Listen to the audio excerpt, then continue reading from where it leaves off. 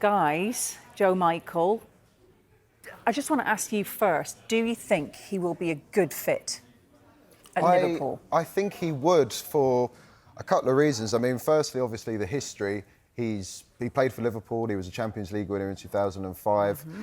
You look at the style. They are the best defensive team and the best pressing team in the Bundesliga, and only Bayern Munich score more goals per game. So, and you just look at the table, they clearly are the best team in the Bundesliga.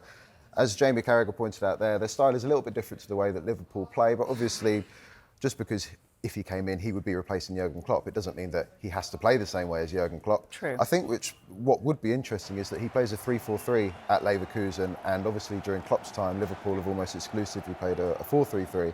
So if Alonso came in, would he keep that 3-4-3 system that's worked so well for him at Leverkusen? If he did, it could, just thinking of the players that Liverpool have, it could be very interesting how Trent Alexander-Arnold fit into that. I don't think he's the best defensively, Alexander-Arnold, but he's obviously such a threat going forward. We've seen Leverkusen's wing-backs, Jeremy Frimpong and Alex Grimaldo, they've been sensational, scoring goals and assisting goals for Leverkusen this season. So I kind of want him to get the job just because it would be so interesting to see what he'd do. And I think he could, judging by how he's doing this season, be a great fit. Yeah.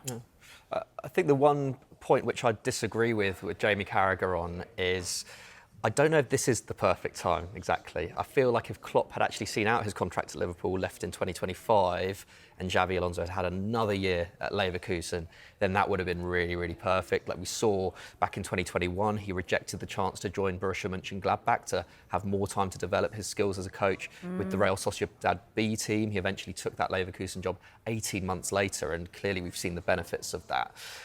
So I feel like in Xabi Alonso's mind, he was maybe holding out for, going to Liverpool in 2025.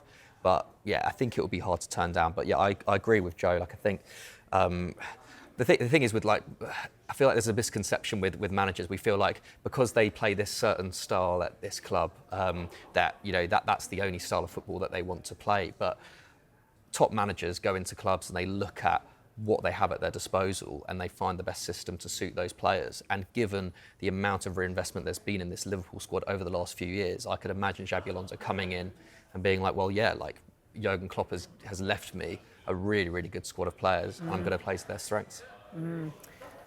Now, goodness me, his Leverkusen side top the Bundesliga. What have you found, Michael? I found that it's not just the Bundesliga where they're doing very, very well. That win over Bayern Munich on Saturday means Leverkusen are still unbeaten in all competitions so far.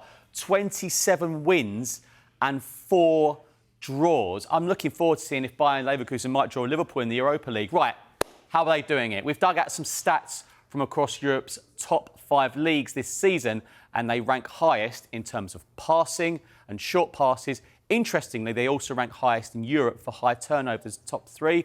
Is this a job that he just simply can't turn down? And also, regardless of whether it's in terms of timing, he is going to be wanted by other top clubs, surely, in the summer.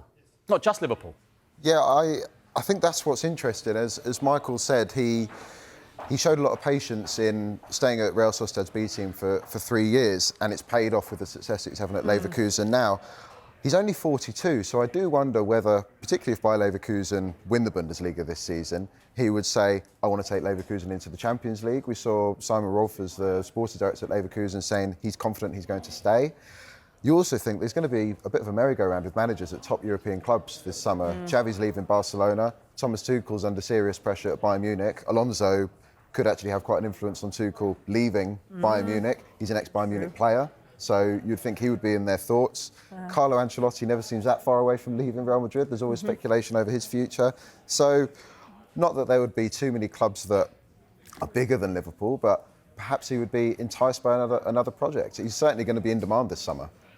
I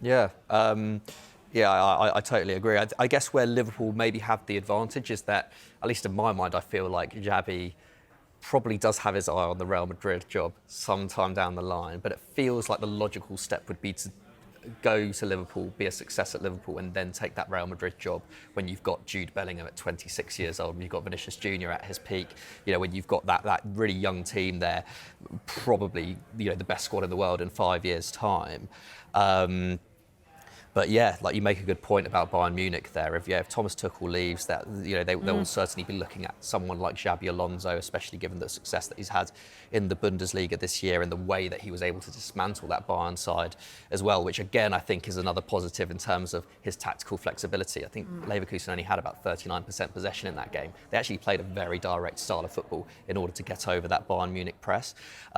So yeah, there are going to be tons of clubs looking at him this summer, I'm sure.